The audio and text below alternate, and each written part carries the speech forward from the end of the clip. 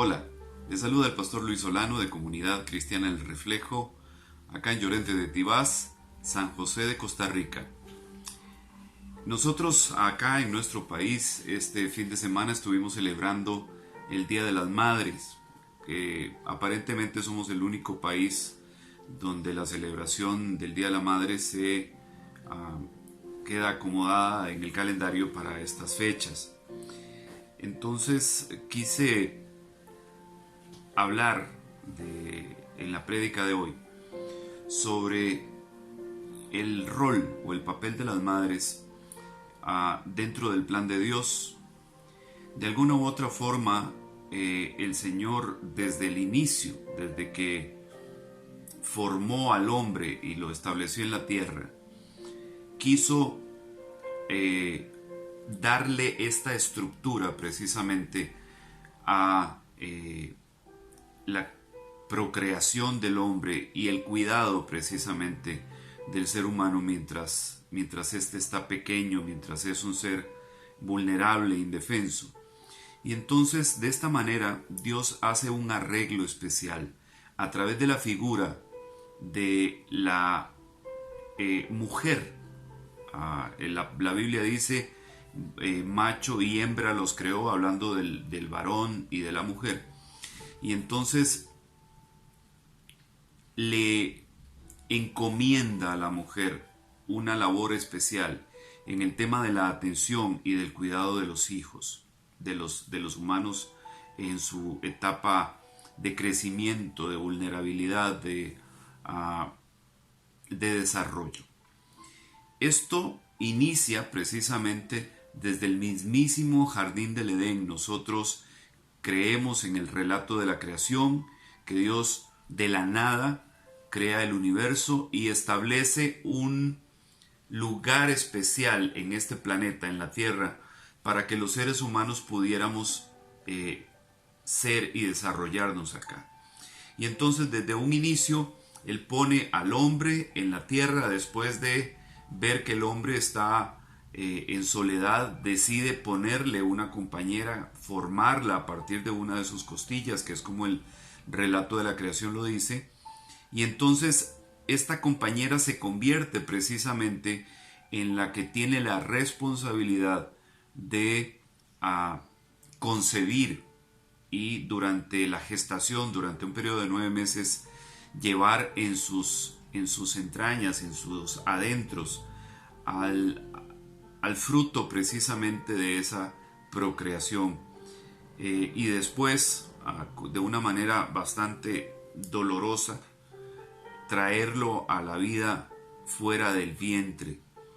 E incluso Dios mismo, cuando sucede en el jardín del Edén la caída del hombre, establece para el hombre una maldición, un castigo, una sanción que corresponde precisamente a su pecado, a lo que acababa de hacer.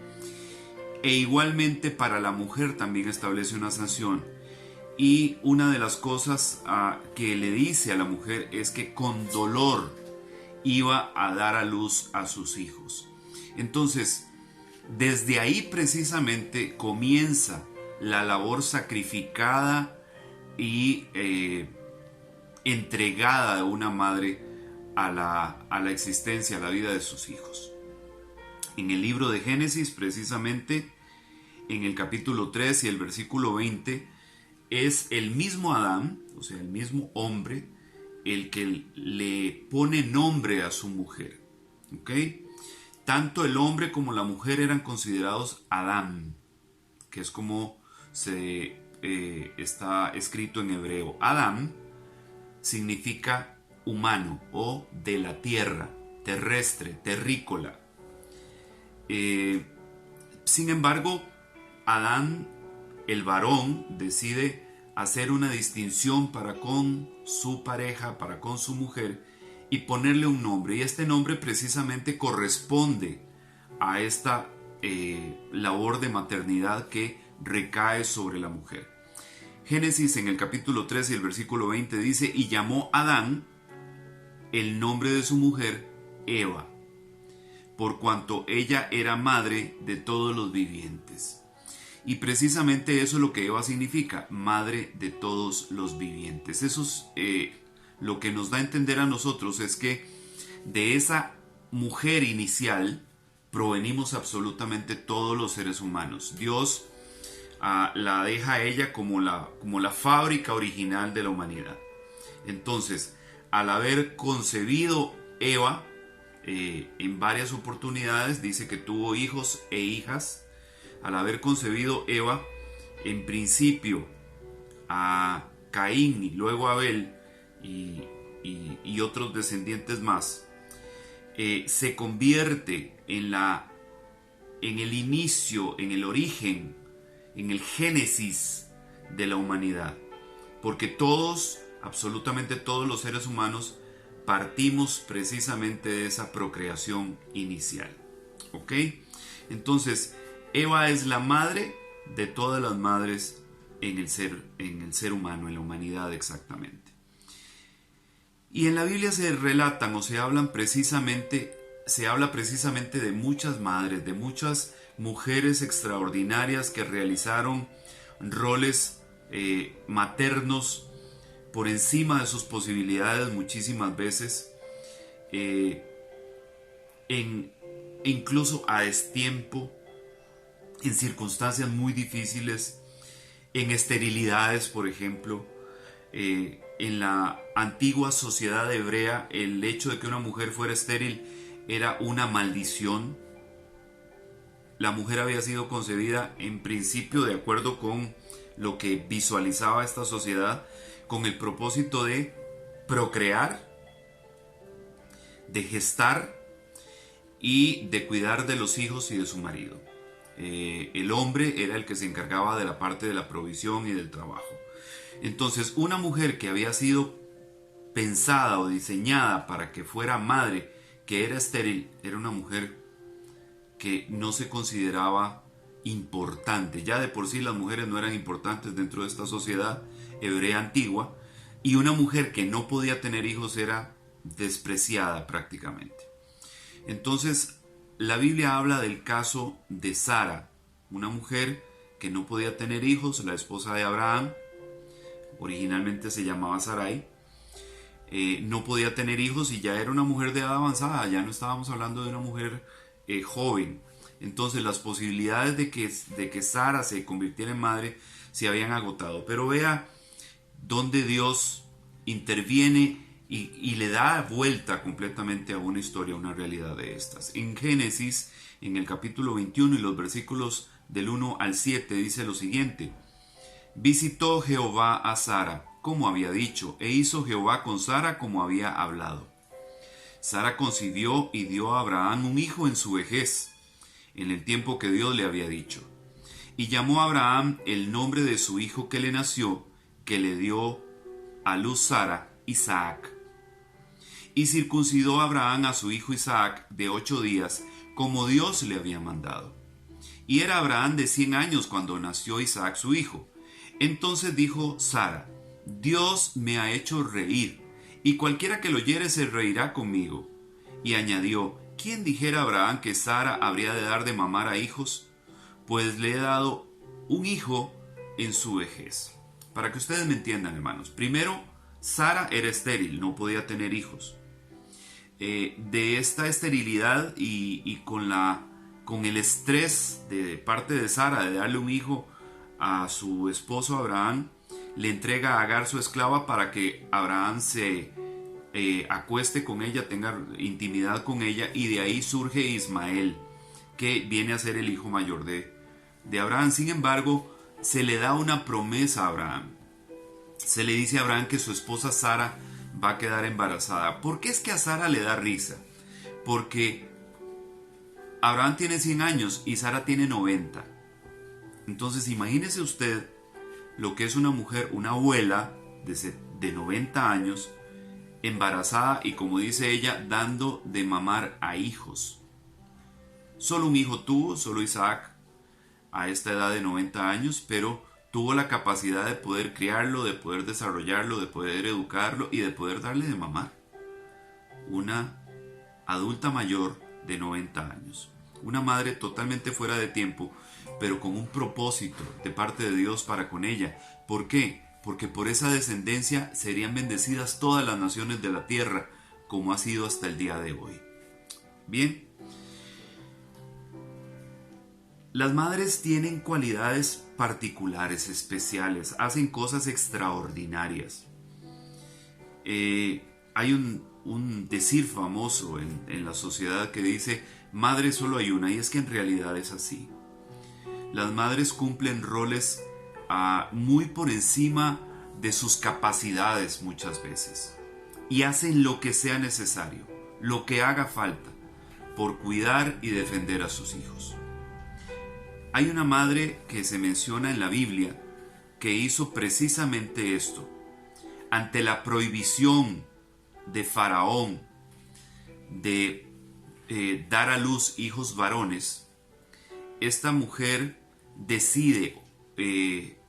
diseña un plan junto con su familia para defender la vida de un hijo varón que había nacido y que no quería hacer lo que decían las autoridades egipcias, que era dejarlo morir o matarlo para que no pudiera seguir adelante y engrosar las filas de los varones del pueblo hebreo en Egipto. Esto que vamos a leer está en el libro de Éxodo, en el capítulo 6, el versículo 20, donde dice lo siguiente: y Amram tomó por mujer a Jocabet su tía, la cual dio a luz a Aarón y a Moisés. Y los años de la vida de Amram fueron 137 años.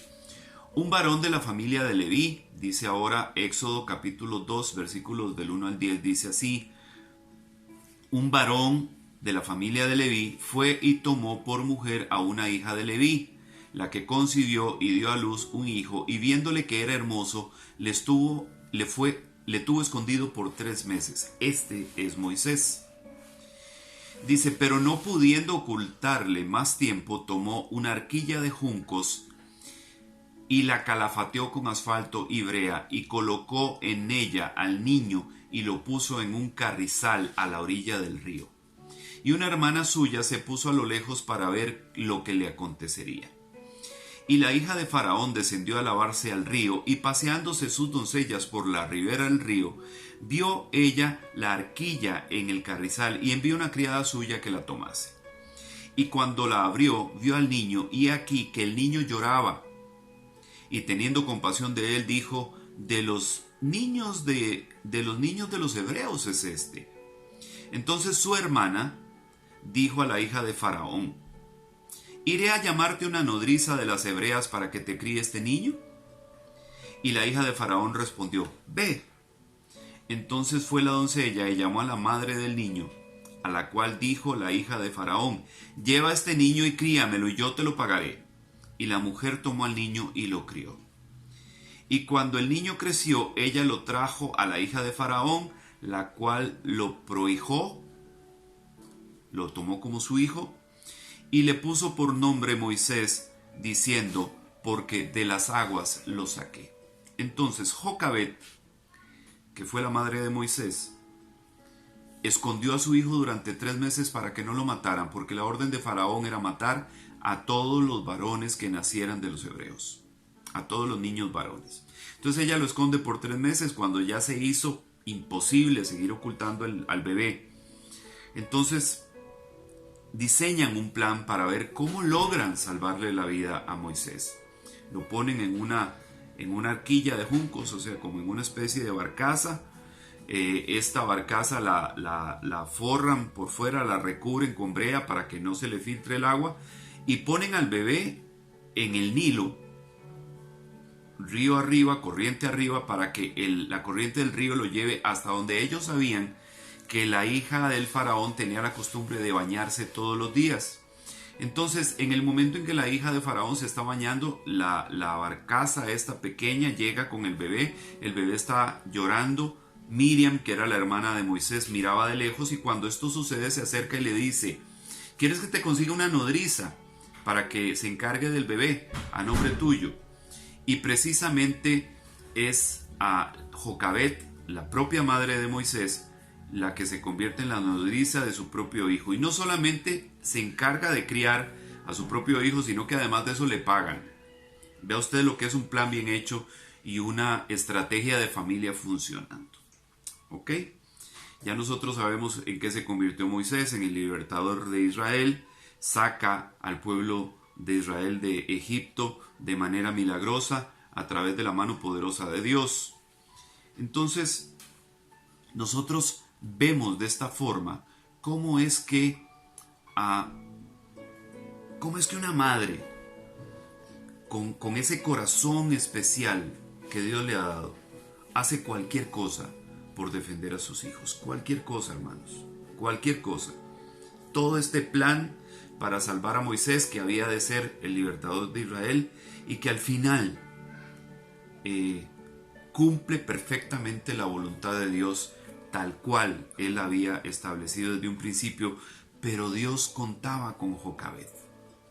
Dios contaba con que ese amor de madre no iba a permitir que a su hijo le pasara absolutamente nada, que haría hasta lo imposible por salvarlo, para darle la oportunidad de ser un adulto, de llegar a criarse, a desarrollarse y convertirse posteriormente en aquel de quien los judíos al día de hoy tanto hablan. Las madres son consejeras, las madres son constantemente están pendientes de sus hijos, de aconsejarles, de orientarles, de dejarse guiar por su corazón para buscar la manera de que sus hijos estén cada vez mejor, que puedan ser guiados de la manera correcta y que puedan hacer una vida buena a través de sus años en esta tierra. Un ejemplo de una madre consejera y sabia es precisamente la madre del rey Lemuel. ¿Quién era Lemuel? Lemuel es el seudónimo de Salomón. ¿Ok? Entonces, cuando en la Biblia dice el rey Lemuel, está hablando del rey Salomón. Y vamos a leer lo que dice Proverbios en el capítulo 31 y los versículos del 1 al 9. Dice de la siguiente forma: palabra del rey Lemuel, seudónimo de Salomón, la profecía con que le enseñó su madre. ¿Qué, hijo mío? ¿Y qué, hijo de mi vientre? ¿Y qué, hijo de mis deseos? No des a las mujeres tu fuerza, ni tus caminos a lo que destruye a los reyes. No es de los reyes, oh Lemuel, no es de los reyes beber vino, ni de los príncipes la sidra. No sea que bebiendo olviden la ley, y perviertan el derecho de los afligidos. Dad sidra al desfallecido y el vino a los de amargo ánimo. Beban y olvídense de su necesidad, y de su miseria no se acuerden más. Abre tu boca por el mudo, en el juicio de todos los desvalidos. Abre tu boca, juzga con justicia, y defiende la causa del pobre y del menesteroso. La madre de Salomón. ¿Usted sabe quién era la madre de Salomón? Betsabé.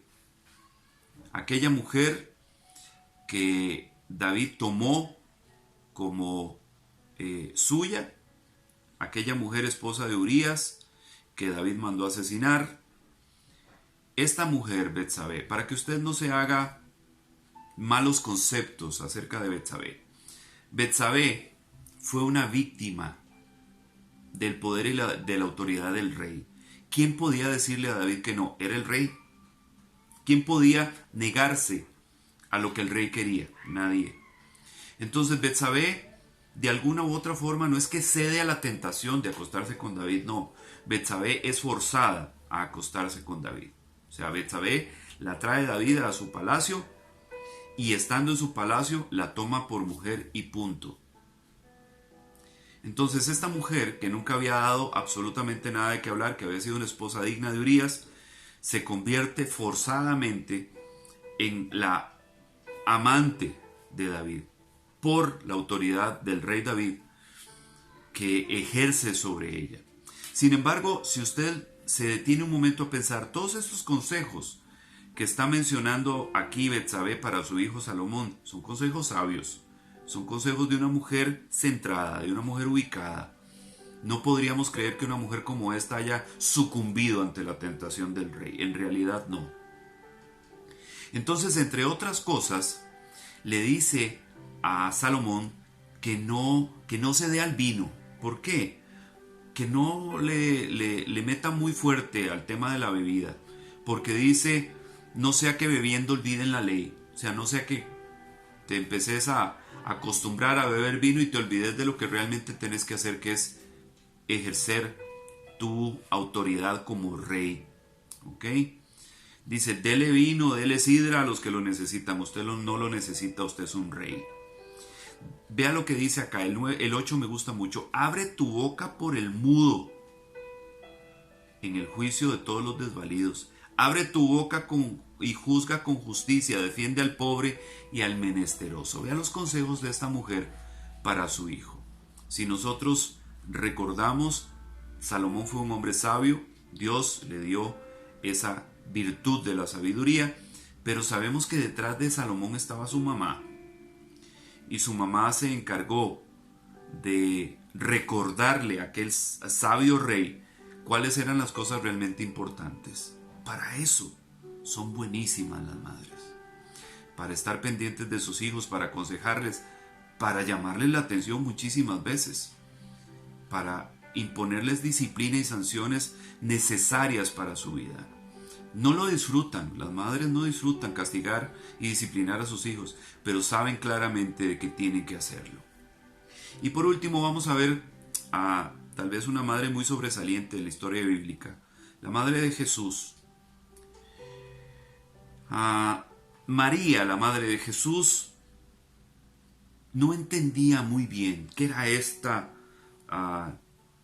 insistencia de su hijo de dedicarse a algo que parecía que lo estaba poniendo en peligro, en contra de las autoridades judías de la época, que tenían mucha influencia y mucho poder, y en peligro de ser entregado precisamente, o de ser atacado precisamente por estas mismas autoridades judías.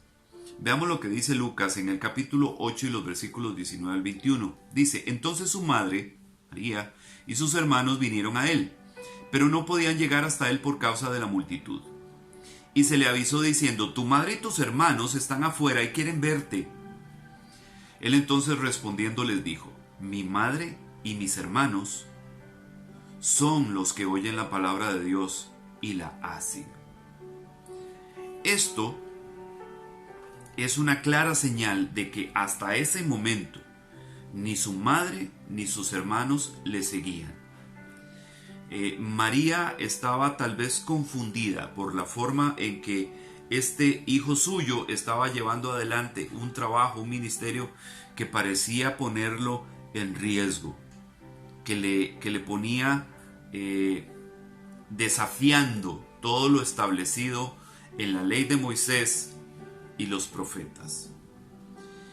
Ahora vea lo que dice Juan en el capítulo 7 y los versículos del 3 al 5. Dice, y le dijeron sus hermanos, sal de aquí y vete a Judea para que también tus discípulos vean las obras que haces. Porque ninguno que procura darse a conocer hace algo en secreto. Si estas cosas haces, manifiéstate al mundo. Porque ni aun sus hermanos creían en él. Su familia en un principio no respaldaba el ministerio de Jesús. Ni sus hermanos ni su madre estaban caminando con él en este ministerio. Estaban incluso hasta preocupados, tal vez un poco, por la forma en que Jesús estaba llevando adelante su trabajo ministerial. Pero ve al final lo que sucede en el libro de los Hechos, en el capítulo 1 del versículo 14, ve lo que dice. Todos estos perseveraban unánimes en oración y ruego con las mujeres y con María, la madre de Jesús, y con sus hermanos. Entonces, sucede un cambio.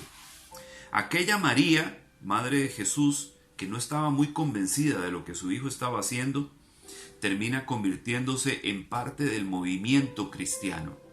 Termina estando metida de lleno dentro del trabajo de evangelización. Y dice que no solamente María, la madre de Jesús, sino también sus hermanos. Todos aquellos que no creían originalmente en lo que Jesús estaba haciendo, terminan entendiendo. Y principalmente María. ¿Por qué? Porque una madre, aunque no esté de acuerdo con lo que sus hijos están haciendo, tarde o temprano termina entendiendo. Y tal vez no está apoyando o respaldando lo que sus hijos hacen, pero siempre va a estar ahí. Siempre va a estar pendiente de sus hijos, de lo que sus hijos necesiten. Y aunque no esté de acuerdo, ahí estará presente, porque es precisamente lo que las madres hacen. Que Dios bendiga a todas las madres, no solamente de nuestra congregación. Que Dios bendiga a todas las madres de Costa Rica que están este fin de semana celebrando su día. Que Dios les dé sabiduría, les dé entendimiento, les dé fortaleza para seguir cumpliendo con tan noble labor. Que Dios te bendiga y te guarde. Que el Señor haga resplandecer su rostro sobre ti. Que tenga de ti misericordia y te dé paz. Dios les guarde hoy.